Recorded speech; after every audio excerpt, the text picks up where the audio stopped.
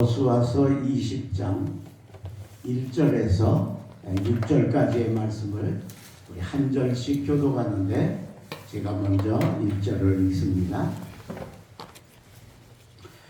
여호와께서 여호수아에게 말씀하여 이르시되 이스라엘 자손에게 말하여 이르기를 내가 모세를 통하여 너희에게 말한 도피성들을 너희를 위해 청하여 부지 중에 실수로 사람을 죽인 자를 그리로 도망하게 하라. 이는 너희를 위해 피해 보복자를 피할 곳이니라. 이 성읍들 중에 하나에 도피하는 자는 그 성읍에 들어가는 문 너위에 서서 그 성읍의 장로들의 귀에 자기의 사건을 말할 것이요 그들은 그를 성읍에 받아들여 한 곳을 주어 자기들 위에 거주하게 하고 피해 보복자가 그의 뒤를 따라온다 할지라도 그들은 그 살인자를 그의 손에 내주지 말지니 이는 본래 미워함이 없이 부지 중에 그의 이웃을 죽였습니다. 그 살인자는 회중 앞에 서서 재판을 받기까지 또는 그 당시 대제사장이 죽기까지 그 성읍에 거주하다가 그 후에 그 살인자는 그 성읍 곧 자기가 도망하여 나온 자기 서읍 자기 집으로 돌아갈지니라 하라 하시니라. 아멘. 오늘 수요일에 오신 사랑하는 성도 여러분, 하나님의 은혜와 말씀의 축복이 함께 하시기를 주의 이름으로 축원합니다. 하나님이 우리들에게 우리 인권을 보호해 주시기 위해서 주신 특별한 법들이 있습니다. 첫 번째는 안식일법입니다. 안식년, 안식급, 희년. 그래서 이 7일 만에 휴식하게 하시는 이 법은 지금도 우리가 지켜지는 굉장한 법이죠. 두 번째 특별한 법은 노예법입니다. 고대 사회에는 노예가 있었습니다. 근데 그 노예의 인권 사실 그거 인정할 수 없는 그 시대인데 하나님께서 그 노예법이 있는 시대에 그 인권을 어떻게 하든지 보호해 주시려고 해서 귀뚫린 종이라고 하는 그런 특별법들을 주셔서 우리의 인권을 보호를 해 주셨습니다. 세 번째 특별한 법이 바로 오늘 우리가 배울 이 도피성법입니다. 사람이 살다가 실수해서 남을 죽이는 일이 생깁니다. 죽이려고 미워하거나 싸우다 죽인 게 아니고 우리 요즘으로 말하면 교통사고가 나서 사람을 죽이는 경우 내가 그 사람 죽이려고 죽인 게 아니잖아요. 그런 일이 있어서 과실치사라고 하죠. 그런 경우가 생기게 됩니다. 근데 고대 사회에는 복수법도 존재했습니다. 눈에는 눈, 이에는 이. 네가 우리 아버지 죽였으니까 나도 너 죽인다. 그런 법이 그 당시에는 인정을 받았다는 겁니다. 그게 과실치사로 사람을 죽였는데 그 자식이 우리 아버지 죽였다고 원수 갖겠다고 오는 일이 생긴다는 거죠. 근데 이게 계속되어지면 정말 얼마나 악순환입니까? 그래서 하나님이 그걸 꺾기 위해서 악한 의도가 아니고 정말 어쩔 수 없어서 실수했을 때는 그 보호해줘야 되겠다 해서 하나님이 수십 개의 제사장 레위 지파가 사는 성읍 가운데 5개 성읍에 도피성이라는 것을 선정을 하시고 그 성읍에 이 살인자가 도망을 해 들어오면 거기에 장로들이 그들을 보호해주고 살게 하는 특별법을 주신 게 바로 이 도피성법이라는 것. 근데 이 도피성은 오늘 우리들에게 있어서는 교회하고 비슷한 겁니다. 그래서 이게 영적인 의미로도 어떤 의미가 되는데 이 도피성법 속에 하나님의 엄청난 사랑이 담겨져 있습니다. 그래서 오늘 이걸 함께 은혜를 나누면서 도피성을 주신 하나님의 사랑이 어떤 건가를 함께 생각할 텐데 오늘 여러분 은혜의 시간 되시길 주의 이름으로 축원합니다. 말씀을 깨달으시기를 주의 이름으로 축원합니다. 자, 이 도피성에 이렇게 들어올 수 있는 사람은 3가지 자격이 있어야 됩니다. 제일 첫 번째 자격이 뭐냐면 자기의 죄인임을 고백하는 자가 되어야 이 성에 들어와 보호를 받을 수 있다라고 하는 겁니다. 자, 오늘 본문 4절입니다. 이 성읍들 중에 하나에 도피하는 자는 그 성읍에 들어가는 문 어귀에 서서 그 성읍의 장로들의 귀에 자기의 사건을 말할 것이요. 내가 이런 죄를 져서 쫓겨서 여기를 왔습니다 하고 자기의 죄를 장로들에게 고백을 해야 된다. 그냥 마음으로만 회개하면 안 됩니다. 입으로 시인해야 됩니다. 내가 이런 죄를 저질렀습니다 하고 정확하게 시인을 해야 된다. 그래야 구원이 우리들에게 온다는 거예요. 로마서 10장 10절 말씀, 사람이 마음으로 믿어 의에 이르고 입으로 시인하여 구원에 이르느니라. 할렐루야. 그래서 입으로 시인하는 사람이어야 여기 들어올 수 있다. 여러분, 우리 교회가 바로 이 도피성 아닙니까? 교회에 오는 사람이 뭘 해야 됩니까? 우리 죄를 고백해야 됩니다. 그래서 교회는 회개가 굉장히 중요하고 회개의 역사가 중요하다는 거예요. 이걸 우리가 소홀히 여기면 절대로 교회에 들어올 자격이 없는 게 된다.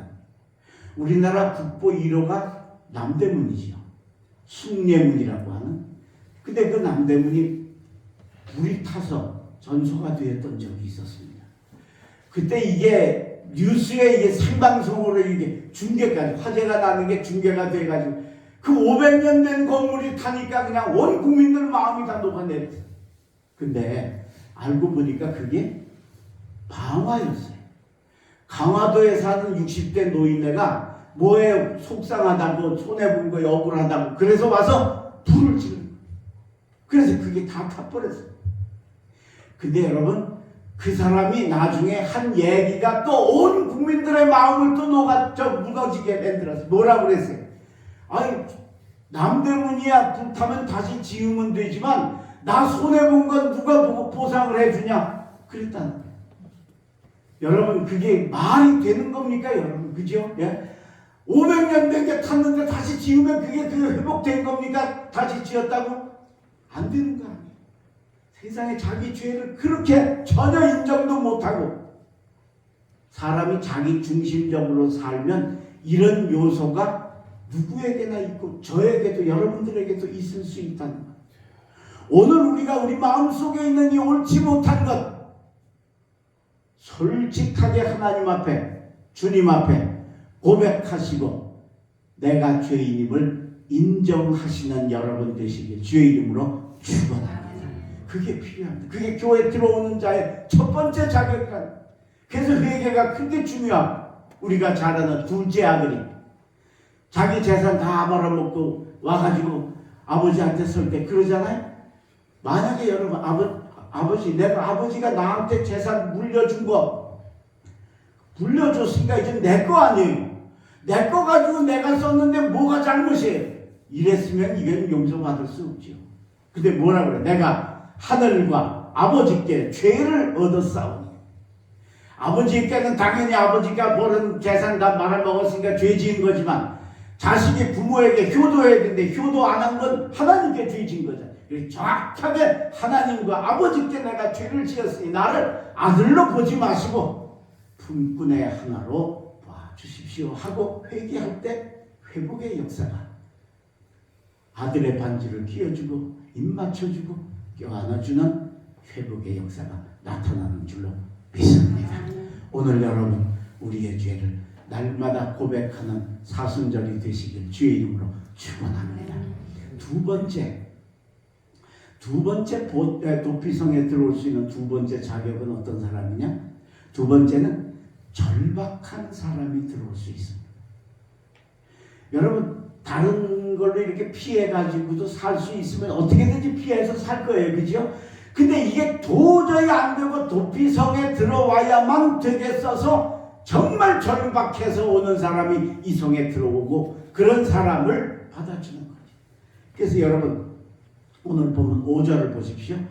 피의 보복자가 그의 뒤를 따라온다 할지라도 그들은 그 살인자를 그의 손에 내주지 말지니. 피의 보복자예요. 자기를 따라오는 사람 자기를 죽일 거라. 죽음 때문에 아주 절박해서 오는 사람이 들어올 때 바로 이 도피성에 들어올 자격이 있다라고 하는 거예요. 오늘 여러분 독립교회에 오실 때 이 절박함을 가지고 오시기를 주의 이름으로 축원합니다. 오늘 나 은혜 받아야 돼. 오늘 나 말씀의 깨달음을 받아야 돼. 오늘 내가 예배 드리고 하나님 만나야 돼. 내가 성령 받아 이 갈급함과 절박함을 가지고 와야 도피성에 들어올 자격이 있다. 이 절박함이 없이 그저 취미로, 교양으로, 의무로 그런 신앙생활을 하면 절대로 성장도 안 될 뿐만 아니라 기적이나 성령이나 역사도 나타나지 않는다. 한 교회에서 5년, 10년, 15년 이렇게 오래 목회를 하면 설교하기가 참 어렵습니다. 근데 목사만 어려운 게 아니고 교인들도 좀 힘든가 봐요. 제가 어느 교회에 가서 한 6년 차쯤 되었을 때인데 교인들한테 질문을 받았어요. 제가 어려우니까 저한테 직접은 못하고 부교육자를 통해서 제게 질문이 들어왔는데, 목사님은 왜 항상 설교에 첫째, 둘째, 셋째 그렇게 설교를 하십니까? 하는 질문이 들어온 거예요. 예. 그게 항상 그러니까 이제 좀 진력이 나고 그랬던 모양이죠. 뭐 나쁜 뜻은 아니었을 거지, 그죠? 예. 그래서 그 질문이 들어왔어요. 그래서 제가 다음 주일날 아주 즉시 전 교인한테 아주 이 이유를 설명을 했어요.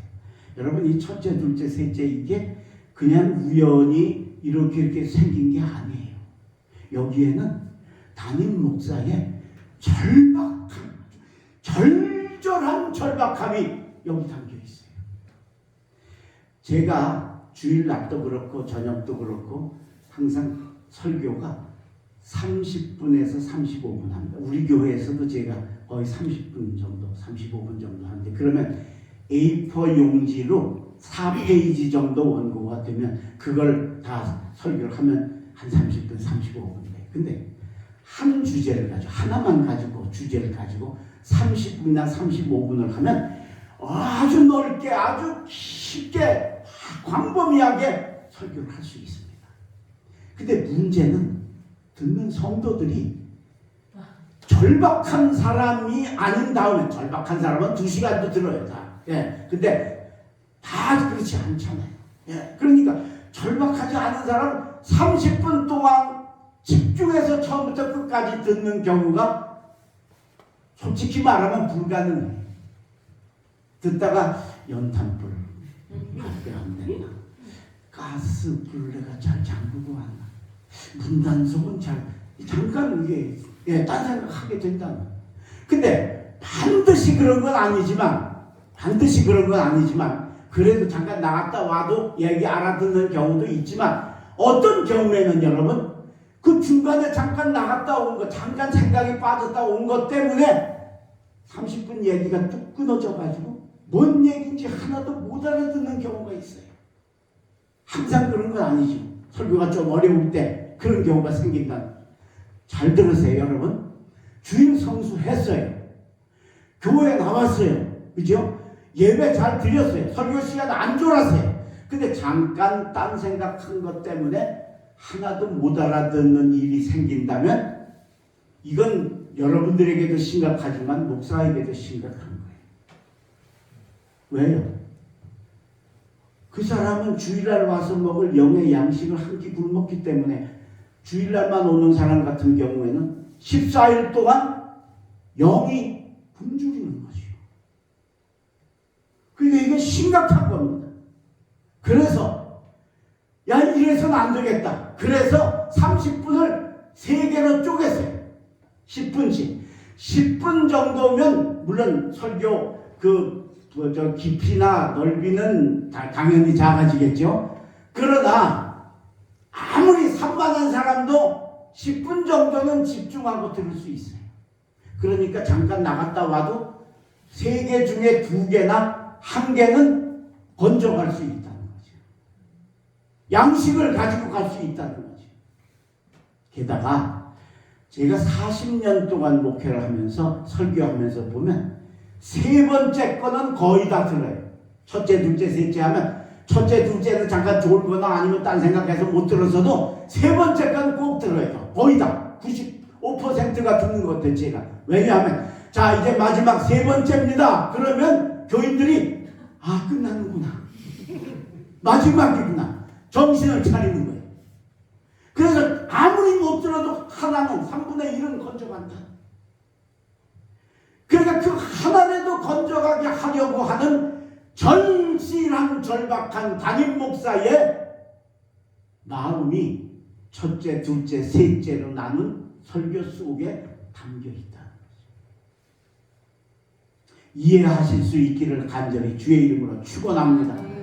제가 우리 교회에 와서 설교한 게 190번 했습니다. 지금까지 190번. 그러니까 50주를 따지면 3년 주일 낮설교를 제가 한 거예요. 쉽게 말하면 물론 수요일 이런 것도 있으니까. 근데 여러분, 그러니까 여러분들이 하도 듣다 보면 저 원로 목사님 맨날 첫째, 둘째, 셋째만. 근데 거기 바로 뭐가 담겨있냐? 담임 목사의 절박함이 담겨있다. 설교자의 절박. 하나라도 양에게 먹여서 내 양이 굶주리지 않도록 한 주간 나가서 먹고 살 수 있도록 풍성한 털과 새끼를 공급받는 양이 되도록 하기 위해서 한다. 제가 수원에 목회를 갔는데, 부임에 갔는데 교회에 들어가 보니까 유아실이 2층에 있는데요. 유아실이 강단이 안 보이게 만들어 놓은 거예요. 그러니까 완전히 갇혀서 소리만 듣게 만들어 놓은 거예요. 야, 이건 아니다. 왜? 우리 교회에 애기 엄마가 그때 10명 정도가 있었어. 아이들 데리고 온 엄마가. 그 10명을 듣게 하기 위해서 유아실을 가자마자 대폭 수리를 해서 강단이 잘 보이게 높이를 조정을 해가지고 해서 놨어요. 그거 제가 아기들 엄마한테 물어봤어요. 어떠냐고. 그랬더니 목사님 너무 좋아요. 강단이 보여서 너무 좋아요. 그런데요 목사님, 우리는 하나님 우리 왔다 가요 그러고만 교회 온다는 거예요. 그래서 그게 뭔 소리냐 그랬더니 그 유아실이 꽤 넓은데 그냥 한번 넓어도 거기 어린애가 10명이 들어가 있잖아요. 그러니까 지들끼리 싸우고 우리 애는 얌전히 있어도 딴 애가 똥 싸고 오줌 싸고 울고 그러면 그만 유아실에 정신이 하나도 없어지니까 설교를 하나도 못 듣고 가는 거예요. 애들 때문에 하나도 못 듣고 가는 거예요. 그러니까 얼마나 안타까운지 목사님 우리는요 하나님 우리 왔다 가요 그러고 간다는데 설교 못 듣고 그 아기 엄마의 절박함이 제 마음속에 와서 닿았는데 얼마나 안타까운지 저걸 어떻게 해줄 방법이 없을까. 근데 여러분 애가 뭐 엄마 설교 들으라고 안으로 줄 수가 있나요? 그죠? 어린애가. 그러니까 안 되는 거예요. 그래서 제가 생각하다 하나님 제게 지혜를 주시는 거예요. 설교문을 주면 되지 않냐? 설교 원고를 주면 되지 않냐? 그러면 예배 시간엔 못 들어서도 집에 가서 애 전 먹이면서 읽어볼 수 있잖아. 그게 제일 떠. 그래 하자. 처음에는 지난주 거를 이렇게 요약을 해서 주려고 그러다가 이왕 줄 거면 이번 주 거 따끈한 걸 줘야 오늘 내가 말씀 못 들었어 그러고 집에 가가지고 그래도 열어보지. 그치? 한 주 지난 거 틀리잖아. 그래서 그 주 하더라. 그래서 A3 용지를요 반을 딱 접으면 A4 용지 4면이 됩니다. 제가 4페이지 설교문이야. 그걸 인쇄를 해가지고 매주일 교인들한테 나눠주기 시작을 한 겁니다. 매주일. 성도님들은 그게 그렇게 대단한 건지 잘 모르셔요. 근데 목사님들은 이걸 알아요. 목사님들. 왜냐하면 이게 적어도 금요일 저녁에는 설교가 끝나야 돼요. 토요일 결혼식이나 이런 거 있을 때는 금요일 날 끝나야 돼요. 아니고 토요일 날 아무것도 없을 때라도 토요일 오전에는 설교가 완전히 다 만들어서 나와야 돼. 그래야 인쇄를 해서 줄 거 아니에요. 그죠? 그러니까 토요일 오전에 무조건 설교 끝나야 돼. 근데 사실 목사님들이 어떤 경우에는 바쁘기도 하고 어떤 때는 목사도 사람이니까 영성이 어려워져 가지고 주일 아침까지도 설교를 만들 수도 있다는 거죠. 근데 글쎄 제가 금요일이나 토요일날 그걸 다 설교 끝내서 나온다고 그러니까 다른 목사님들이 너무 놀라. 목사님 나는 그 꿈도 못 꿔요. 난 토요일날 밤 새우고 주일날 막 아침까지 하는 그러면서 그 설교를 제가 만들었어요. 그렇게 해서 교인들에게 애기들 엄마한테 물어봤어요. 어떠냐? 목사님 너무 좋아요. 너무 좋아요. 감사해요. 못 들어도 설교문 있으니까 그래 가서 집에 가서 애기 전 먹이면서 읽어보면 얼마나 은혜가 되는지 너무너무 감사합니다. 그렇게 제가 매주 설교를 24년 동안을 교인들에게 나눠줬습니다. 24년 동안.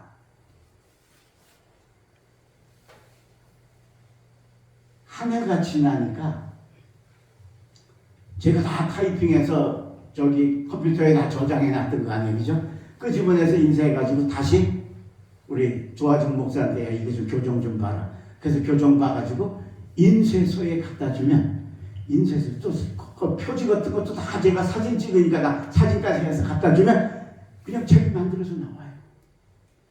그래서 제가 평생에 24권의 설교집을 편찬했습니다. 별로 놀라지도 않아요. 그냥 네? 그까지 뭐 설교집 24권.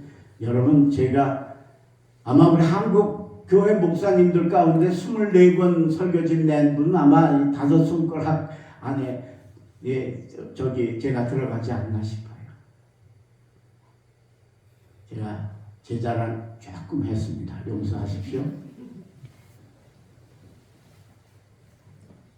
저의 절박함, 아기 엄마의 그 말씀에 대한 절박함이 24편의 설교를 집을 만드는 역사. 24년 동안 한 주도 빠지지 않고 매주 설교문을 교인들에게 나눠주고 같이 읽으며 은혜 받는 축복의 자리로 인도한 줄로 믿습니다. 오늘 여러분의 신앙이 절박하시기를 주의 이름으로 축원합니다. 내가 이 도피성에 안 들어오면 나는 죽는 거야. 나는 여기 들어와야 돼. 피해 보수자가 내 뒤를 따라오니까 그 절박함을 가지고 도피성에 들어와서 내가 이런 죄를 저질렀습니다 하고 들어와서 고백하고 보호받는 축복이 독립교회 안에 우리 사랑하는 여러분들에게 임하시기를 주의 이름으로 축원합니다. 마지막 세 번째, 도피성에 들어온 사람이 거기가 비록 뭐 감옥처럼은 아니래도 그 성에 갇혀 있어야 되죠. 나가면 죽으니까. 나가서 죽는 건 책임을 못 지는 거예요. 여기 안에 있으면 보호를 받는. 그러니까 거기서 나가고 싶지 않겠어요. 가족 보고 싶고 고향 보고 싶지 않겠어요. 그죠? 자식 보고 싶지 않겠어요. 근데 나가는 방법이 딱 두 가지가 있어요. 하나는 정식 재판을 해서 무죄 선고를 받으면 돼. 근데 그게 무죄 받기가 쉽지 않겠죠. 그렇죠? 예. 그게 거의 불가능해요. 또 한 가지 방법인데 그게 뭐냐? 대제사장이 죽으면 그리고 새 대제사장이 새로 선임이 되면 그때 도피성에 있던 모든 죄 지은 사람들의 죄가 깨끗하게 사면되고 고향으로 돌아갈 수 있는 줄로 믿습니다. 자, 오늘 본문 6절입니다. 그 살인자는 회중 앞에 서서 재판을 받기까지, 그죠? 이거 재판을 받아서 갈 수 있고, 그 다음에 또는 그 당시 제사장이 죽기까지 그 성읍에 거주하다가 그 후에 대제사장이 죽으면 그 후에 살인자는 그 성읍 곧 자기가 도망하여 나온 자기 성읍 자기 집으로 돌아갈지니라 하라 하시니라. 여러분 대제사장이 뭐 자주 죽어요, 그죠? 예. 그게 이런 일 만나는 건 진짜 행운 중에 행운인데 어찌됐건 대제사장이 죽으면 도피성에 있는 모든 사람들이 자유하는 축복이 임하게 되어진다라고. 근데 하나님께서 말이에요. 하나님께서 이 법을 도피성법을 주시고 나서 수천 년이 지나서 신약의 시대에 와서 이걸 다시 한번 또 적용을 하십니다. 자, 여러분 우리가 예수 그리스도 때문에 구원을 받았지 않습니까? 그렇죠? 예. 우리가 예수 그리스도 때문에 죄사함을 얻고 구원을 얻고 또 우리도 다시 딱 살아서 천국에 가는 이 놀라운 축복의 역사를 예수 그리스도에게 얻었지 않습니까? 근데 그 예수 그리스도를 통해 뭐 때문에 얻었어요? 예수님이 십자가에 달려 죽으셨기 때문에. 그게 이 구약의 이 대제사장이 죽으면 사면하는 이 법을 하나님이 또 여기다 끌어와가지고 우리의 시대에서도 이 축복을 허락을 하십니다. 대제사장이 누구십니까? 예수님이십니다. 히브리서 4장 14절. 그러므로 우리에게 큰 대제사장이 있으니 곧 승천하신 자 하나님의 아들 예수시라. 우리가 믿는 도리를 굳게 잡을지니라. 할렐루야. 예수님이 바로 대제사장. 그 예수님이 왜 십자가에 죽으셨느냐? 우리가 죄 지은 우리를 도피성인 교회로 불러 구원하시려고, 여기서 자유함과 천국 백성의 은혜를 주시려고 예수 그리스도를 십자가에 못 박아 우리의 죄를 사해 주시고 우리를 구원해 주신 줄로 믿습니다. 얼마나 감사한 일입니까? 예? 참 우리 하나님이 어떻게 우리를 이렇게 사랑하실까? 세상에 아들을 죽이시는 이유가 바로 그 제사장이 죽으면 도피성에 있는 죄인들이 사함받는 그 법을 다시 끌어오셔서 그것을 다시 적용해서 완성하시는 은혜를 우리에게 허락하셨다는 겁니다. 이제부터 여러분, 우리의 대제사장인 예수와 관계 있으시기를 주의 이름으로 축원합니다. 저기 저 강단의 저 십자가가 강단을 표시하고 교회를 표시하는 게 아니고, 저기 달린 대제사장이 죽음으로 내가 죄사함을 얻고 천국 백성이 되고 하나님 아들 딸이 되었다라고 하는 확실한 증거를 가지시는 여러분들이 되시기를 주의 이름으로 축원합니다. 그게 바로 대제사장과 관계 있는 삶, 예수와 관계 있는 삶, 예수 믿는 사람이 되어지는 진짜 이유라는 것입니다. 예루살렘 성전에 미문이라는 문이 있는데 그 문 앞에 안전뱅이가 앉아서 날마다 구걸을 합니다. 이 사람은 나면서부터 안전뱅이니까 한 번도 걸어본 적이 없습니다. 어느 날 이 사람이 성전으로 들어가는 베드로와 요한에게 구걸을 합니다. 한 분 도와주십시오. 들어가려던 베드로를 멈춰서게 했습니다. 그때 베드로가 요한과 더불어 이 안전뱅이를 주목하여 이야기합니다. 내가 내게 줄 은과 금은 없거니와 내게 있는 것으로 내게 주노니 곧 나사렛 예수 그리스도의 이름으로 일어나 걸으라. 할렐루야. 그랬더니 이 사람이 그리고 손을 잡아 일으키니까 갑자기 발과 발목에 힘을 얻고 뛰어서서 걸으며 하나님을 찬송하고 성전으로 들어가는 기적이 일어난 줄로 믿습니다. 예수를 만난 게 아니고 예수님 이름하고만 관계되어도 이런 기적이 일어나는 겁니다. 여러분, 이건 진짜 기적입니다. 왜냐? 제가 발 뒤꿈치가 깨지는 부상을 당해서 한 달 동안 꼼짝 못하고 누워 있었던 적이 있습니다.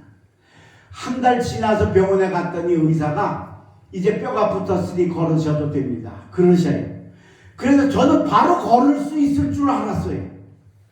기부스를 뜯고 나서 보니까 다리가요, 이쪽 오른쪽 다리가 팔 같아요. 한 달 안 쓰니까 근육이 꽉 빠져가지고 아주 이렇게 가늘어졌어요. 그런데 바로 나는 걸을 수 있을 줄 못 걷겠는 거예요. 디디니까 발하고 이 다리가 얼마나 아픈지 이건 견딜 수가. 왜냐? 모든 근육이 다 한 달 동안 안 썼으니까 굳어진 거예요. 그러니까 한 달 안 쓰면, 한 달 아니면 20일 정도는 물리치료를 하거나 아니면 재활 운동을 해야 걸을 수 있지, 그게 뼈 붙었다고 걸을 수 있는 게 아니더라고요.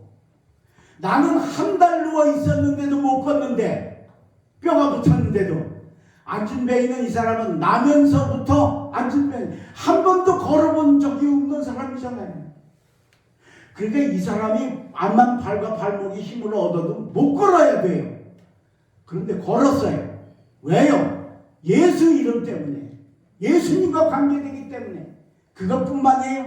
이것만 기적이 일어났어요. 이 사람이 언제나 성전에서 성전 들어가는 사람 못 들어가게 막던 사람 아니, 한 푼 주십시오 하고 붙들고 성전으로 들어가게 한 사람은 막는 사람이었는데 이제 자기가 들어가는 사람이 되잖아요. 성전 앞에서 얼마나 성전에서 흘러나오는 찬송 소리를 수도 없이 들었겠어요. 한 번도 안 따라 부르던 이 사람이 갑자기 예수 이름에 관계가 되어지니까 입에서 찬송이 나와 하나님을 찬송하고, 성전 앞에 있으면서도 하나님의 집인 성전과 관계없던 이 사람이 성전 안으로 들어가며 하나님과 관계 있는 하나님의 백성으로 변화되어진 줄로 믿습니다. 무엇 때문에? 예수 이름 때문에, 예수와 관계되어지기 때문에. 독립교회 사랑하는 성도 여러분, 예수 잘 믿으시길 주의 이름으로 축원합니다. 예수와 관계되시기를 바랍니다. 예수가 나와 귀한 대제사장과 나와의 관계로 아름다운 관계가 정립되어서, 그래서 다시 한번 우리가 하나님의 구원의 도피성에 들어가 구원을 완성하고 천국 백성의 길을 인정하고 완성해 나가시는 사랑하는 성도 여러분들이 되시길 주의 이름으로 축원합니다. 기도하겠습니다. 거룩하신 우리 아버지 하나님, 오늘 이 저녁에 도피성을 주신 하나님의 그 아름다운 사랑을 저희들이 깨닫고 감사와 찬송과 영광을 올려드립니다. 하나님이 우리 같은 죄인들, 어디 갈 데 없는 우리들에게 구원의 도피성인 교회를 허락하시고, 여기 와서 죄를 고백하고 회개하면 사함받고 용서받고 아들의 자격에 회복되는 복을 허락하여 주시고, 또한 우리들에게 절박함을 주셔서 주님 앞에 나와 절박함으로 설 수 있는 저희들 되게 하심을 감사합니다. 이제 우리 그냥 신앙생활이 아니라 정말 사모하며 절박함을 가진 우리들의 삶이 되게 하여 주시옵시고, 그리고 우리를 위해 저 십자가에 달려 죽으신 우리의 대제사장 승천하신 예수 그리스도, 그분이 나와 관계가 되어서 그분의 죽으심이 나에게 죄사함과 은혜와 구원과 영생과 천국 백성의 역사를 얻게 하는 축복의 자리가 되게 하여 주시옵소서. 사순절이 계속되는 이 절기에 다시 한번 십자가에 달리신 예수님을 기억하며 그 사랑에 감사하며 그 아들을 그 길로 몰아넣으신 하나님의 엄청난 사랑에 감격하는 저희들이 되게 도와주시옵소서. 밤길 돌아가는 발걸음 지켜주시고 남은 반주도 믿음으로 승리하게 하여 주시옵시고, 우리 교우들 중에 어렵고 힘들고 아픈 이들 찾아가 주시고 만나 주시고 안수하시고 축복하여 주시옵소서. 예수님의 이름으로 감사하며 기도 올리옵나이다. 아멘.